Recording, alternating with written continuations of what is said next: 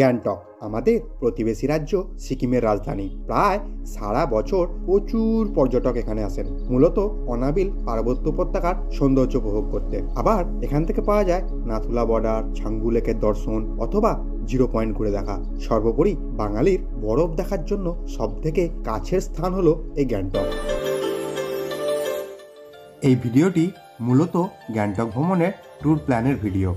তো কিভাবে আপনারা গ্যাংটকে আসবেন, কোথায় থাকবেন, মানে হোটেল কোথায় নিলে রেট কম হবে, আমাদের তো এমজি মার্গের কাছাকাছি থাকতে হবে নাকি, সেরকমই একটি হোটেলের সন্ধান, আর কত খরচা হবে, কি খাবার খাবেন, কত দিনের ট্যুর করবেন, এই সমস্ত কিছু আমি এই ভিডিওতে ডিটেলসে তুলে ধরবো।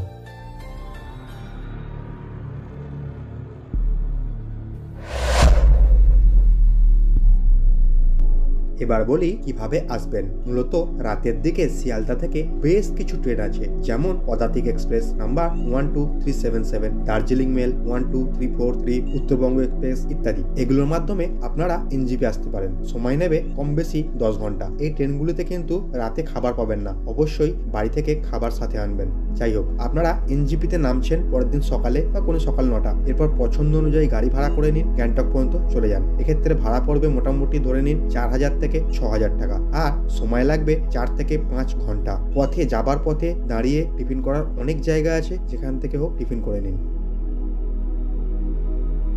দুপুরে আপনারা গ্যাংটকে পৌঁছে যাচ্ছেন। এরপর আপনাদের দরকার একটা হোটেল ভাড়া নেওয়া।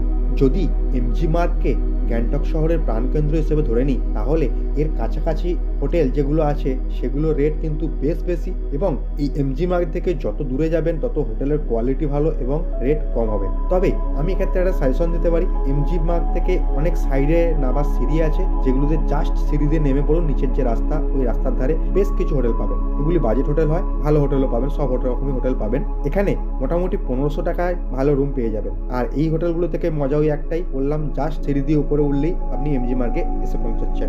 এমন একটি হোটেল হলো হোটেল মান্ডালা। এর সামনে হিল ভিউ ও পিছনে এমজি মার্গ সবই পাচ্ছেন, এটা দেখতেই পারেন একবার।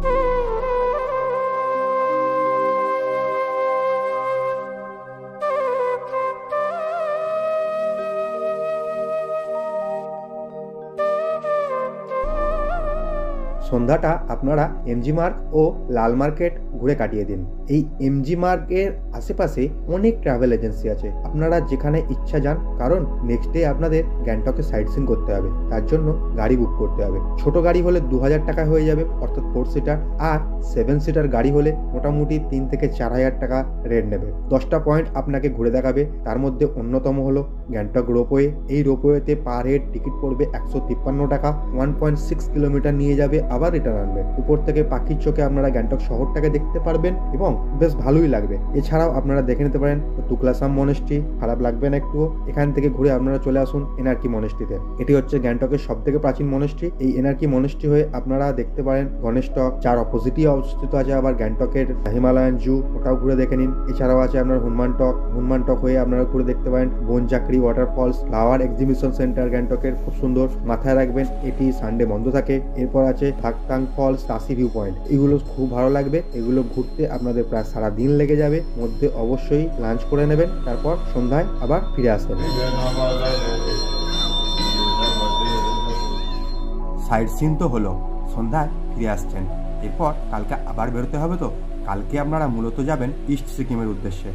তো ইস্ট সিকিম মূলত আপনারা ঘুরে দেখবেন নাথুলা বর্ডার, ছাঙ্গু লেক, বাবা হরভজন সিং এর মন্দির ইত্যাদি ইত্যাদি জায়গা।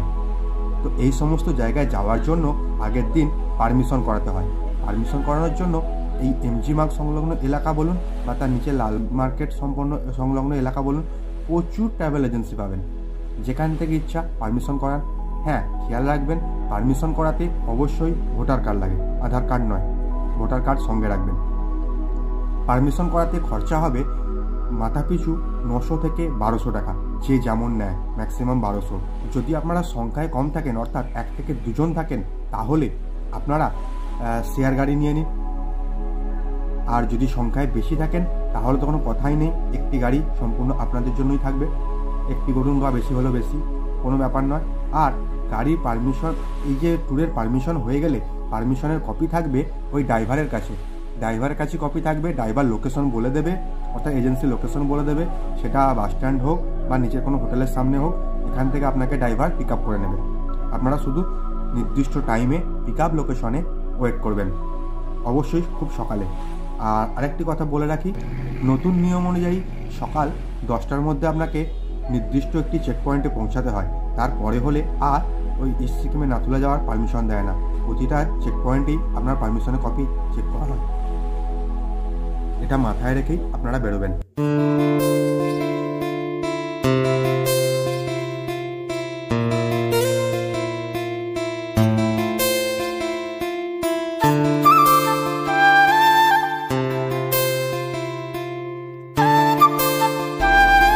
কিছু বিশেষ সতর্কবার্তা। নাথুলা হলো ভারত ও চীনের বর্ডার, খুব সুন্দর জায়গা, এতে কোনো সন্দেহ নেই। আর এই এলাকাটা সম্পূর্ণ ইন্ডিয়ান আর্মি কর্তৃক নিয়ন্ত্রিত।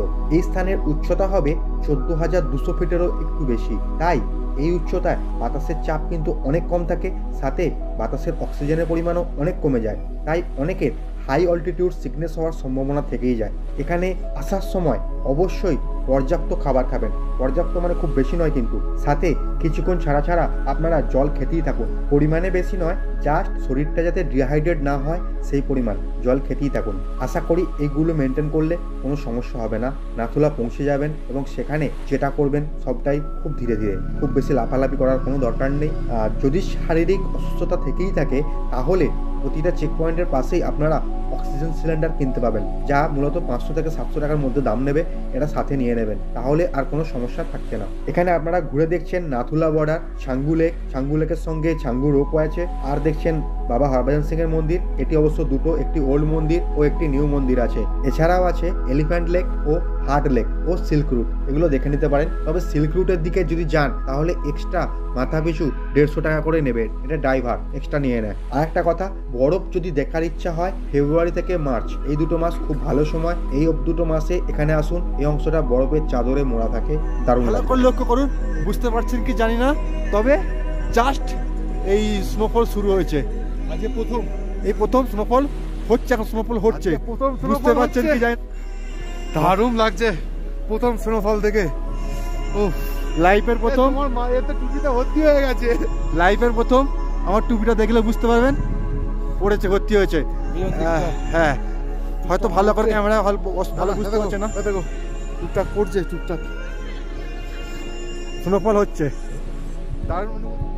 সন্ধ্যায় আপনারা ফিরে আসছেন, এরপর আপনারা কিছু মার্কেটিং তো করবেন। তো মার্কেটিং করার জন্য এমজি মার্কের নিচে লাল মার্কেটে যান। এমজি মার্ক থেকে জাস্ট নামতেই লাল মার্কেটের সিঁড়িতে প্রচুর জিনিস বিক্রি হচ্ছে। এখানে যে জিনিসই পান এর থেকে ভালো হবে ওখান থেকে নিচে নেমে আসুন, নেমেই একটি গেট পাবেন। ওই গেটের সামনে কিছু ভেজিটেবল বিক্রি হচ্ছে, ওখান থেকে জাস্ট ফার্স্ট ফ্লোরে যান। ওই ফার্স্ট ফ্লোরে অনেক দোকান আছে, ওখান থেকে কেনাকাটা করুন। জিনিসও ভালো, দামও ঠিকঠাক। সর্বোপরি গ্যাংটকের লোকাল মানুষ এখান থেকেই কেনাকাটা করে, তো এখান থেকেই কেনাকাটা করুন, খুব ভালো হবে।